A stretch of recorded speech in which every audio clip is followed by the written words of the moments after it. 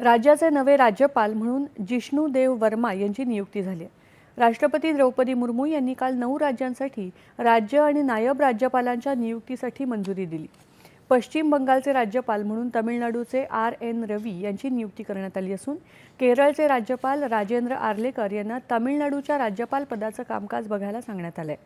तेलंगणाचे राज्यपाल म्हणून शिवप्रताप शुक्ला, नागालँडचे राज्यपाल म्हणून नंदकिशोर यादव, बिहारचे राज्यपाल म्हणून लेफ्टनंट जनरल सेवानिवृत्त सय्यद अता हसनैन, हिमाचलचे राज्यपाल म्हणून कविंदर गुप्ता यांची नियुक्ती करण्यात आली।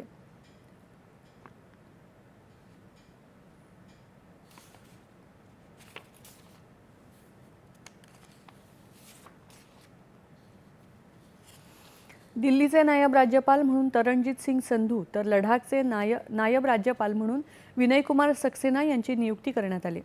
मुख्यमंत्री देवेंद्र फडणवीस यांनी तेलंगणाचे राज्यपाल जिष्णू देव वर्मा यांची महाराष्ट्राचे राज्यपाल म्हणून नियुक्ती झाल्याबद्दल अभिनंदन व्यक्त केले।